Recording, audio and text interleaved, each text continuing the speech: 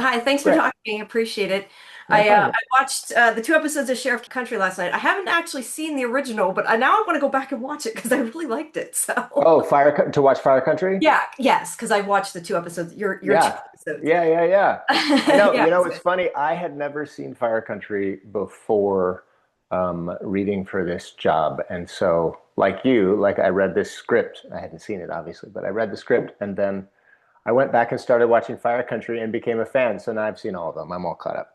Well, that's good. That's good. Did Yeah. you watch it though before? Like, did you get done watching it before you started the role, or was it after? Oh, yeah. No, before we started filming, I'd finished everything. Yeah. Okay, that's great. What else did you do to prepare for that? Oh, that's interesting. I've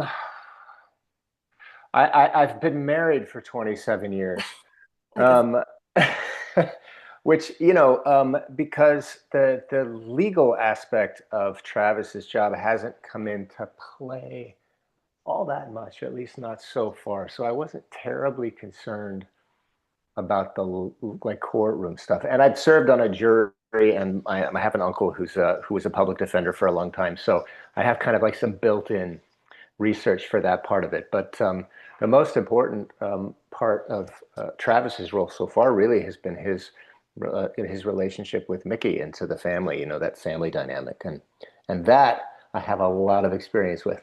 Not the divorce so much. Yeah, The I know. divorce That's I what I have was no thinking about experience that with. part. Yeah. But but being with someone for over 20 years and being committed to someone and knowing that that person, regardless of your relationship status, is going to be one of the most important people in your lives forever. Like that, I'm intimately familiar with. Was there any part of him you have had difficulty connecting with? It sounds like maybe not, but Not difficulty, but the only part, and it's, the hardest thing for him, I think, has been, I think he feels an extraordinary amount of guilt um, for Sky's addiction, her problems with addiction, because I think he feels like him leaving um, may be the cause of it. And I don't think that's entirely justified, but I think that's how he feels, and so that part also I don't have any experience with that kind of regret, but that's a big wound, a scar inside him. mhm. Talk about the tension between him and Mickey now that she knows about Cassidy. Yeah, yeah, awkward. Quite. Um, it's difficult. There's a reason why. Well, first of all, I should say, Cassidy and Travis didn't intend to start a relationship. I think that they were confiding in one another, and I think they both have a deep affection or love for Mickey. And I think that that thing that they have in common, which ironically is Mickey, is the thing that ended up bringing them together. And there's a reason why they hadn't told her yet is because they were afraid of how she was going to react, because Mickey typically doesn't handle those things very well. Um, and so, yeah, no, it's really awkward. That's not at all how they wanted to tell her, and so now they've got a bit of a repair job to do. But also, I think um, it's put a big roadblock in the way of that Travis Cassidy relationship. Yeah, definitely. Talk about working with Michelle and Moraine. Yeah, yeah. Get it They're on there. fantastic. No, they're fantastic. First of all, they're wonderful people. So that it makes it nice just to go to work and see them. But they're also wonderful actresses, and so I've more than once told them how grateful I am to be working with professionals who just show up and try to make these characters feel real, in every frame, and so and they're not locked into anything. They're very flexible. I mean, it's boring getting into like actors process and stuff, but they're both great and just a joy to work with. Now, there's been some characters, obviously, that have come over. I know enough about the original show to recognize some of the characters. I have seen Yeah. bits and pieces of the original. Is there any possibility that, like, you are ever going to go over to the other show? I'm just curious kind of how that crossover element works. I don't, if there's any, going to be any more of that, I guess.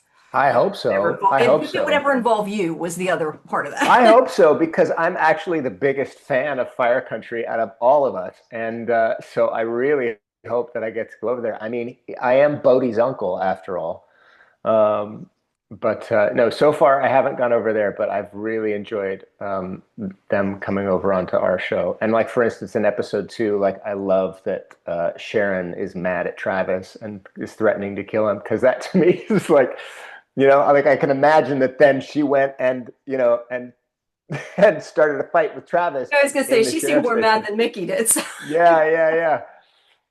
So I love that. I told Diane, like, I love that moment when she sees Travis and Cassidy hugging and she bumps into the desk. Like, it made me laugh. Yeah, that was great. So I don't think you're in the next episode, at least according to Internet Movie Database. So when are Right. you, No, I'm not what in episode are episode you 3. coming back? Do you know Back which? in episode 4. Okay, episode 4. Is there anything that you can kind of tease that's coming? I mean, I'm assuming there's a lot to do with his daughter and everything too, but Yeah, well we start to that arc of Sky's storyline starts to wrap up as we then move on to other things in the season. But I think one of the things that I'm excited about long term is that just because we've wrapped things up early on doesn't necessarily mean that they don't then start to unravel again later down the road. So, I think they've done a really good job of planting seeds that then we can reap that harvest later. all right, fair enough. Now I know he hired a lawyer, but you said about you have people to talk to. Are you going to get to do any of the law stuff soon on the show, I I guess? do. I I do can a see that. little. I do a little coming up in a few episodes, which is in kind of a fun way. It's kind of a you see Travis appears in court in a fun and unexpected way um, that then also ends up biting him in the ass, which is also fun. Fair. Is there anything else that, like, aside from the her case and everything that you can tease that's coming at all?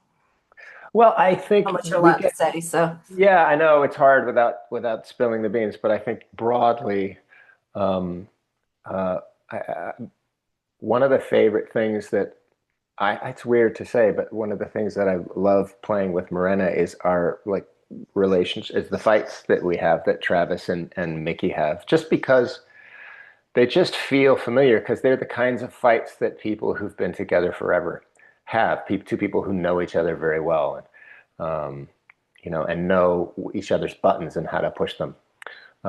So there's some really good conflict between the two of them that is always rooted in the fact that these two, they'll always love each other. So, yeah, some really good stuff. All of the family stuff I really enjoy. It's like my favorite part of the show. The cop stuff is also really good and fun, but for me, That's the thing, but you're not the cops.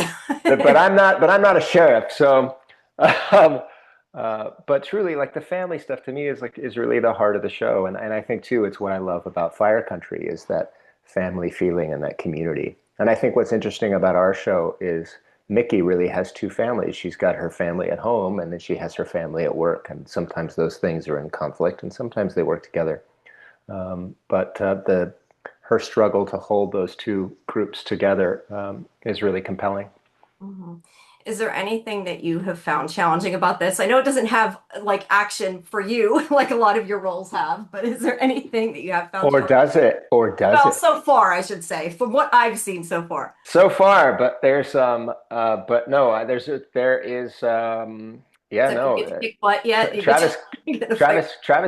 Travis gets involved in the action at some point. So yeah, no, he definitely gets involved. And when he does, that it was a very challenging couple of episodes. I can't tell you what it's about yet, but it's coming. All right, off to it. Now you're going to Yeah. be in Georgie and Mandy again, coming up at some Yes. point soon, from what I understand. All right, Yes. what can you tell me about that part that's coming up? So I play Scott, who runs the local news station that Mandy works at. Scott is also her ex-boyfriend, which is causing some conflict between Mandy and Georgie.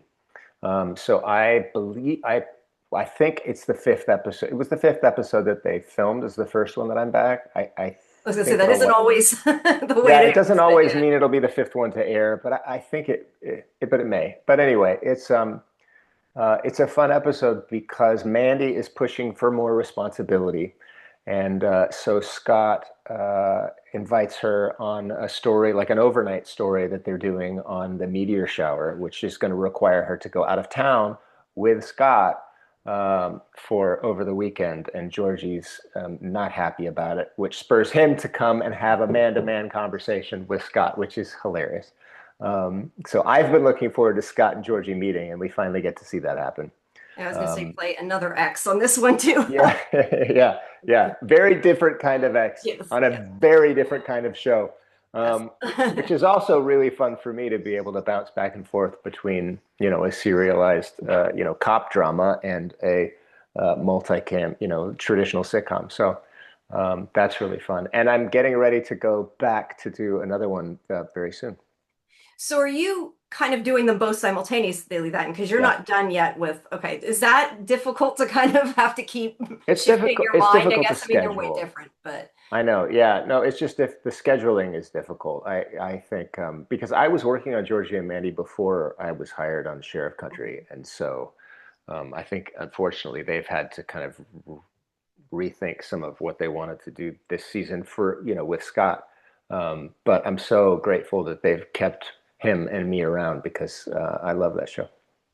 now you talk about it being a multicam, or I don't know tons of details about all that, but like Sure. how is it, I guess which way do you find it more enjoyable and more difficult to film between the drama and that kind of filming? They're just different. I mean, essentially, the job's always the same because you are always trying to portray someone that feels like a real person, like something that people relate to. They forget that you're pretending and they just believe that this is a real person. So then they can get engaged in the story and see, people can see themselves on screen and relate.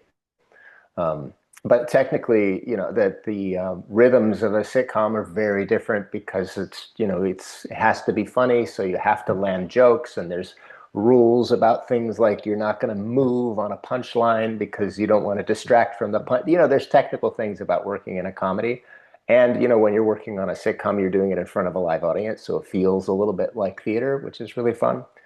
Um, but working on a drama, you have more time to flesh things out. And so it's different, but the job's basically the same. Yeah. Out of curiosity, because it is live, do you do a lot less takes or do you still do just as much practice that it ends up kind of the same thing by the time you No, get it's much less. It goes at least on Georgie and Mandy.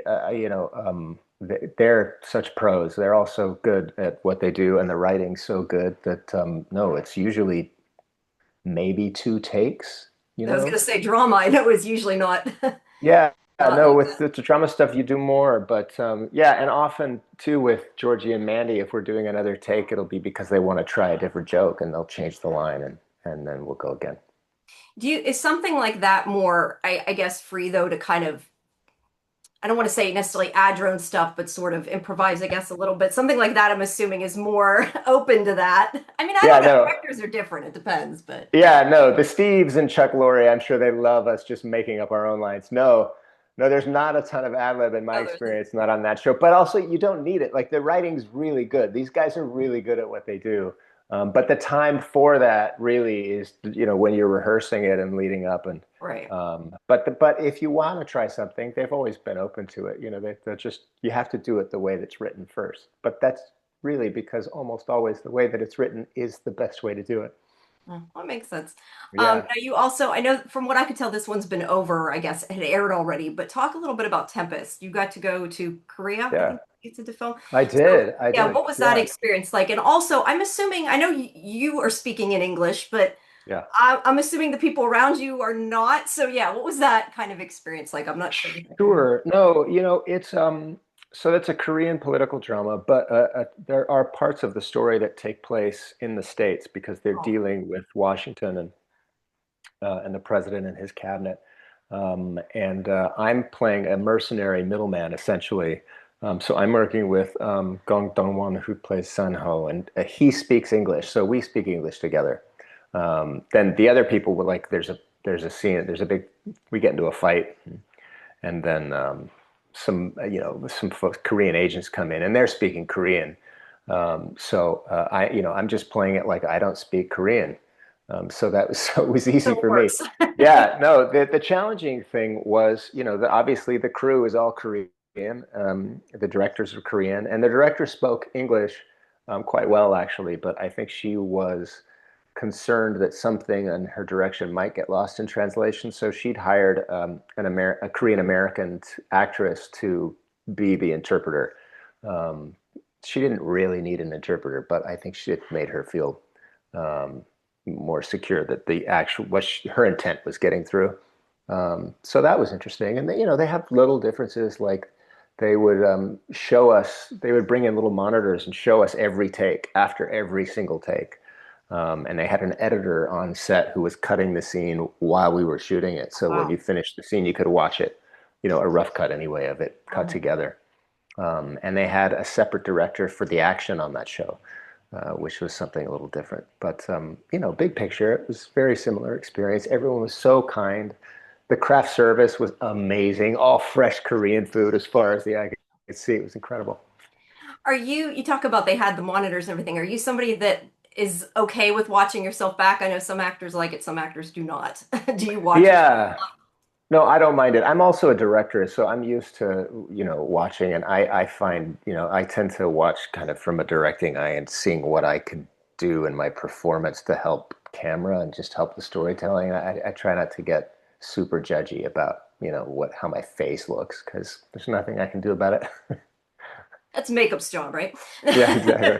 Do you find that having directed, has that like helped you act it after you start, after you directed, you've obviously Mhm. acted before that, but has it Yeah. helped you in the acting? Yes. No, yeah, it really did. It's made me a little less neurotic, I think. I tend to, give trust our directors more than maybe I used to. Having been on the other side of the camera and seen, it's like, oh, right, no, if they say that if they've got everything they need, then they've got everything they need. I don't really need to do one more take just for me. Things like that. I'm very aware of how time sensitive everything is. So I try to just, come in and be ready to go and just to help them get their day because that clock is always ticking. Now, you said about doing the action was separate for that. Do you enjoy doing that kind of thing, the stunts and all that fun stuff? I know you have a lot, but Yeah. before, but have you enjoy that?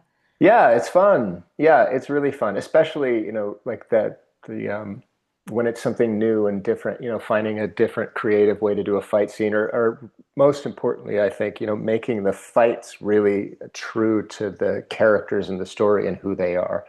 That's one of the fun was so challenging but engaging about doing fight scenes, for instance, for Covert Affairs, where I'm playing a blind character and like, Mhm. okay, well, how would this guy fight? It's different than how someone with sight would fight. So those kind of specific things in fight scenes, finding ways to help the fight tell the story is always exciting. I was going to say, speaking of covert affairs, I know I talked to you back then. It wasn't on video, it was on conference call, but I Yeah. did talk to you back then. But I wanted to ask you, because I never asked this then, I hadn't thought about it. How difficult is it from an acting standpoint, not even just the fighting, but just pretending to be blind because you have to like not look at things and that. Yeah, Yeah. what was that experience like in that No, it sense? was great. It was great. Like that job never ever got boring because I always, you have to be completely engaged all the time to make sure that you're portraying that physical disability as accurately as possible. So it made it challenging, but in a good way all the way through. Um, yeah, no, it was great. That makes sense. I was looking, I had looked up all your stuff. I had forgotten you were in Odyssey 5. I always loved Odyssey 5. And Oh, also, yeah? I'm Jake 2.0 too. Two shows that did not Oh, last long wow. enough. But yeah, yeah. So I've Yeah. been watching you for quite a while. Yeah, Um, yeah. Out of all your, because you do have a lot of credits, what's kind of the one thing that sticks out to you, the one role that you think about when you, I don't know, that kind of has a good, strong Sure. memory, strong presence? Well, I think probably covert, probably just, but because it was challenging and was, we did it for 5 years. So it was, being able to, build on that and constantly finding new facets of who this guy is to try and make him feel more real. So having that time to do it was really special. What would you still like to get to do? Do you have like a dream role or Oh, type of role or no, something? I don't know. Honestly, right, for instance, just right now is just a wonderful time of my career. Like being able to work on Sheriff Country, which is really well written, and they've written this great character for me, and these amazing relationships, and the cast is so good. So to be able to work on this show, which I love, and then also be able to fly back to LA and work on a sitcom, which is a format that I love with another amazing cast and incredible writers. I don't know. I don't know how you beat that. It's great. Right now, it's great. I was gonna say good to be busy with that. Yeah. Is there somebody you want to work with that you haven't yet? Oh gosh, the list is as long as my arm, like everybody. There's so many talented people. I don't know. I mean, like who? Michael B. Jordan is incredible. I would love to work with him. Shoot, Bong Joon-ho. I would love to work with director Bong. I mean, it's just, I don't know. Those are just the first two names that come to mind. But there's, 1,000 people. There's so much talent, and there's so much great film and television being made. Um, but honestly, I'm so happy right where I am at the moment. Do you have anything else coming up, at least according to the movie database I was looking? You had something listed that Oh, was coming up, I think. oh, it did? I don't think Um, so. That's Unplanned in okay. Akron. At least that's what is listed there. Oh, Something called no, Unplanned in that Akron. was, oh, wow. No, that was a pilot that I did for Oh, you did it a CBS. while That ago. was a sitcom pilot with Katie Mixon that we did. Yeah, was during like right at the end of the pandemic. Oh, wow. Yeah. Yeah. So that was a while ago. That did not go forward, and it was, yeah, that was during the pandemic. That was one of those like very unique filming experiences as everything was during that time. Yeah, I was gonna say you got enough going on right now. Yeah, no, I'm very happy where I am. Yeah. Is it hard though sometimes waiting? I mean, that obviously you said didn't go out, but waiting so long, like, because I know some of them have faster turnarounds than others. It seems like these shows aren't super long, but especially like with films and stuff a lot of times. Yeah, it's well, I tell you, that's one of the things that I love about Sheriff Country is it's a throwback to, old school broadcast television.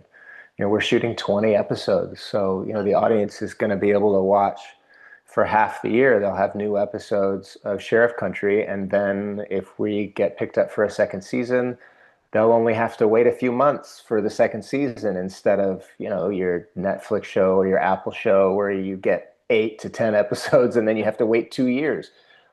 Um, I prefer this format.